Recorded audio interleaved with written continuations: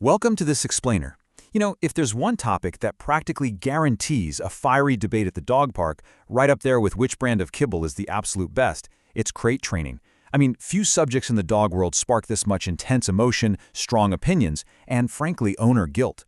So today, we're going to take a step back from all the heated arguments. We're going to look directly at what training science and canine behavior actually tell us about the whole thing. Because there's just a really stark contrast in how we look at this. Pet owners are deeply, deeply divided. On one side, you've got trainers and advocates who view the crate as an absolutely essential training tool for a well-adjusted pet.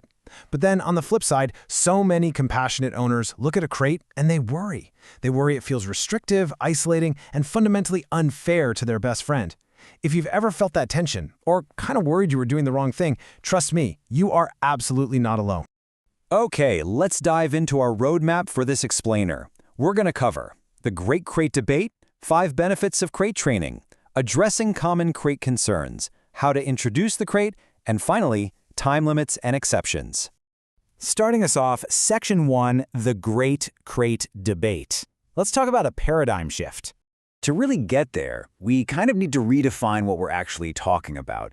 Crate training is simply teaching a dog to feel comfortable and secure inside a crate or kennel. It's meant to be a safe, predictable, and den-like space. And that right there is the paradigm shift, realizing that dogs, by their very evolutionary nature, naturally seek out den-like environments. So when it's done correctly, a crate isn't forced confinement at all. Actually, it becomes a voluntary, super cozy nap zone that they actively choose to retreat to. Moving right along to Section 2, 5 benefits of crate training. So why do we do it? Well, a crate acts as a brilliant, direct solution for totally natural dog behaviors. Take potty training. A crate encourages bladder control simply because dogs naturally avoid soiling where they sleep. Or think about when a dog is overwhelmed by noisy visitors, kids running around, just chaotic environments. The crate provides this quiet, safe retreat to decompress.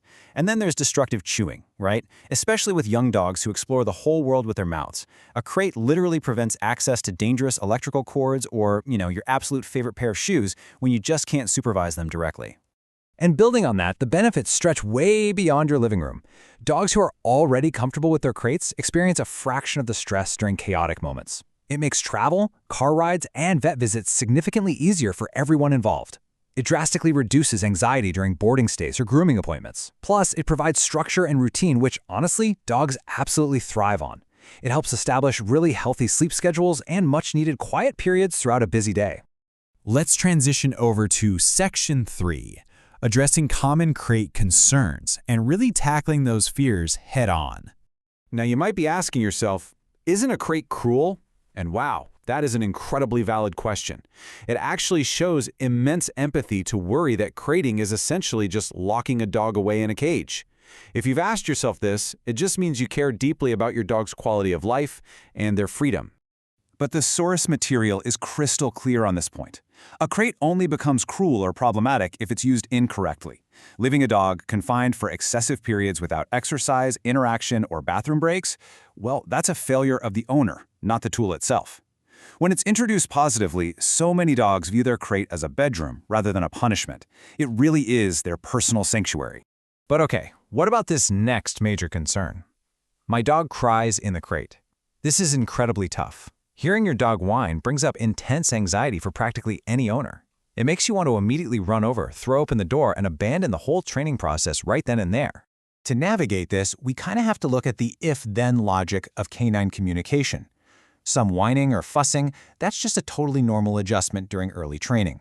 However, if you see extreme distress, and by that we're talking prolonged panic or active attempts to injure themselves trying to escape, then that is a massive, clear sign your dog needs a much slower introduction or alternative strategies.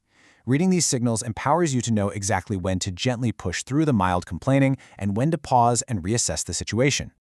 So let's move into Section 4, how to introduce the crate. Let's look at the step-by-step roadmap. Here is your game plan. Step 1, choose the right size.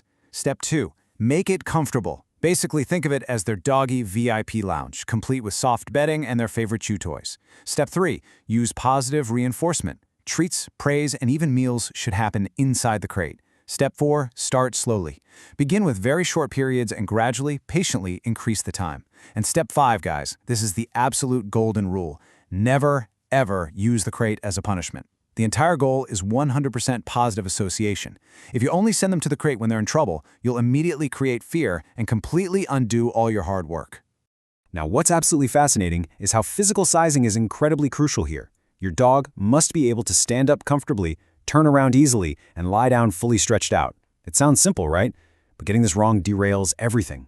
A crate that's too big is actually going to slow down potty training because they'll just use one corner as a bathroom and happily sleep in the other. But on the flip side, a crate that is too small causes intense physical discomfort and serious mental stress. Which brings us to our final section, Section 5, Time Limits and Exceptions. Let's talk about setting realistic boundaries. When it comes to time limits, it really breaks down by age. Puppies have tiny bladders, so they need frequent potty breaks and very short crate sessions. Adult dogs, on the other hand, well, they may tolerate several hours in the crate, but, and this is a huge caveat, only if they have been properly exercised beforehand. Senior dogs, they fall somewhere in the middle. They need more frequent breaks and much softer bedding for those aging joints. But remember, regardless of the age bracket, every single dog still needs daily exercise, social interaction, and robust mental stimulation outside of that crate. And, we absolutely must acknowledge the exceptions. Crates are not magic boxes that work perfectly for every single dog on the planet. If your dog suffers from severe separation anxiety or confinement-related panic, crate training may not be ideal. In these specific cases, trying to force it can actually make their anxiety significantly worse. That's when you really should seek alternative approaches guided by a veterinarian or a qualified trainer. Because the crucial point is this: crate training should support your dog's well-being. It should never, ever replace exercise, attention, or companionship.